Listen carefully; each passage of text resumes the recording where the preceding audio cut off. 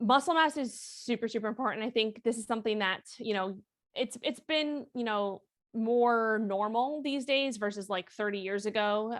For women, especially, it's like Right. lifting weights is so beneficial for so many different aspects of health and longevity, especially. Right. And having a muscle mass, like muscle is the most metabolic tissue. So if you have a good amount of muscle mass on your body, you'll be able to basically maintain your weight and eat more, really, because muscle is very metabolically taxing to your body. So you need energy to maintain that muscle mass.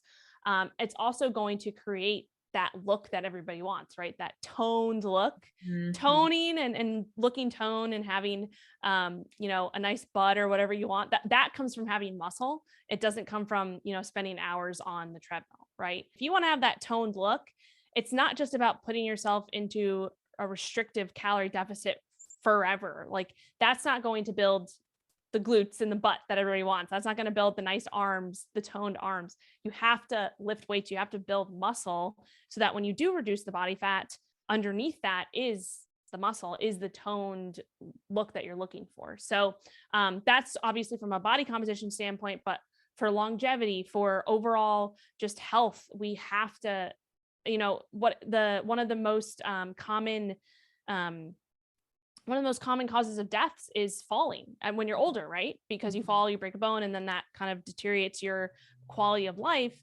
If you have more muscle mass, if you're able to squat down and get off the toilet, which is a literal squat, if you had muscles in your legs to do that, you're probably going to have a lot less, and there's studies that show this, a lot less, you're going to be a lot less likely to fall. And also, if you do fall, to recover faster from that. So there's so many benefits to muscle. I mean, those are just a few.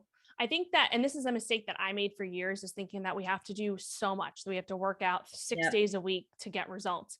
It's not the case. And usually that's actually doing you more disservice, is to put your body under stress like that 6 days a week or 7 days a week. Honestly, the best results that I get and that I see my clients get is lifting 3 times a week, 4 times a week, maybe even just 2 times a week, like doing a full body session times a week. Or really, the first thing I would say is finding something that you can do that you enjoy, that includes weights. The other thing is realizing that like sometimes we mistake lifting like lighter weights and doing circuit style training and thinking that that is the best option, when mostly that's just kind of cardio, actually, especially if the weights are Mhm. lighter and you're chasing that sweat. So I think a lot of the mistakes that I've made in the past and that a lot of my clients have made in the past is like feeling like we have to do so much, and like feeling like in your session that you should be sweating and you should be huffing and puffing. Really building muscle, like you might not even, like sometimes I go into the gym and I'm training, I'm lifting weights, and like sometimes I don't even break a sweat.